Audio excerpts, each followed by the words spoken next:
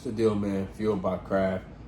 As of March 20th, so today, the MVP race is heating up. We've got a new top 3 according to the NBA tracker. We still got Oklahoma City Thunder Shai at 1, Los Angeles Lakers point guard Luka Dončić at number 2, and we've got Victor Wembanyama at number 3. Over these last 11 games, Luka and the Los Angeles Lakers have been dominating anybody they've been playing.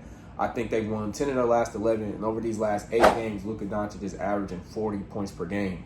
A game of 50 points and a game scoring 60 points included into that stretch. And I think when we talk about the most fearless scorer in the league, or if somebody is to score 100 points, who am I banking on? I think Luka is that guy. He's a high IQ player that dominates the pace control thing. Similar to SGA, you can't speed him up, you can't slow him down. And for a guy who's not really a big dunker or above the rim player, he's a sneaky athlete, averaging around 8 assists per game, so he's got an elite feel for the game. And rather he's doing the step back threes, the crafty floaters, dominating the pick and roll or whatever it is. Like I said, he's got to be arguably the most fearless and the scariest scorer in the league. So it's no surprise why he's leading the league in points per game, and he's actually averaging a career high 33 points per game. And with that being said, I feel like everybody, when it comes to the MVP conversation, we all have different scales that we grade on, is the best way I can explain it. And obviously, like Luka fans or Wemby fans, I'm going to cheer for my horse in the race. I'm an Oklahoma City Thunder fan, so I believe SGA deserves the award. And one of the factors that hold the most weight as far as my grading scale is I value consistency over stretches. Like I said, Luka's been having a crazy 8-game stretch, and the Lakers have been on fire these last 11 games. But the Lakers were 1 game away from going below 500 in the month of February, going 6 for 6. In the month of December, they fell below 500 in games played, finishing that month at a 5-7 record. And if the MVP race started 2 weeks ago, then yeah, let's hand the MVP to Luka Dončić right now. The season started 4 months ago, and Shai's been consistent throughout that entire span. He currently has an NBA's best 128 games and counting with at least 20 points. Never been done in history, broke the record at 127 games. So each game he's scoring 20 points, he's just breaking the record even further. I think that span is across, I want to say, almost 3 seasons. And Luka has 3 games this year alone where he's had under 20 points. And while Luka is the better scorer than SGA, and I've been getting on Twitter, and one thing that I don't like is when players are trying to prove their point, they discredit other guys who are willingly deserving of the award.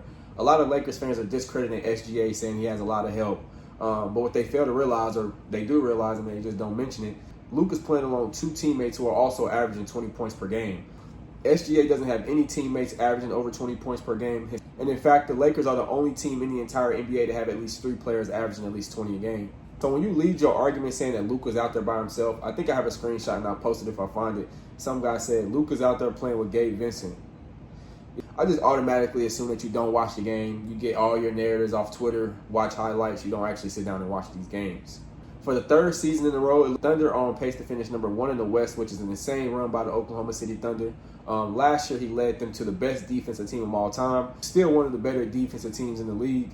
And sticking to the offensive side of the ball, if we're talking about consistency, Luka's a hell of a scorer. But Shai Gilgeous-Alexander can literally miss 175 shots in a row and still have a higher field goal percentage than Luka Dončić. And he's doing all that while still averaging 31 points per game. So about a 2-point difference between the two. But as far as the consistency and the efficiency at making the shots, there's no question on who's carrying a heavier offensive load for their team. And while being the offensive engine that OKC needs him to be, he's also looking like the favorite to be the most clutch player in the NBA. And even though I said I believe consistency outweighs stretches, I don't even think that Shai Gilgeous-Alexander stretches that much behind Luka's. I mean, March 9th, he hit a 3-point game winner against the Denver Nuggets, finishing that game with 35 points, 15 assists, 9 rebounds, and a 129-106 victory over the Denver Nuggets.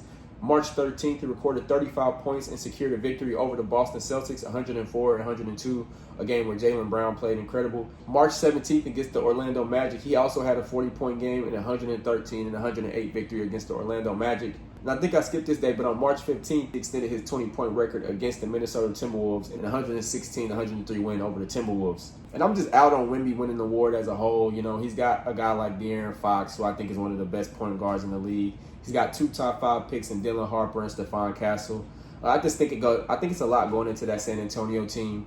And, you know, he's had games where he's came off the bench because he just wasn't feeling right. He's got games where he's got less than 10 points. I think games like that just automatically disqualify him, in my opinion, to be MVP. You might throw him that MVP award maybe in the next year or 2, but right now, I think it's a 3-man race between Jaylen Brown, Luka Dončić, and SGA. So again, that's not to discredit what Luka and the Lakers are doing. I think they're playing phenomenal. He's playing great. And again, I would like to reiterate, he might be the scariest player to guard. he might be the scariest offensive player in the entire league. And if somebody is to break 100, I'm almost guaranteeing it will be Luka. Just beating that hammer on the offensive load, because I don't think it's a question of who's better defensively between SGA and Luka. I think SGA is miles ahead of a better defender than Luka is.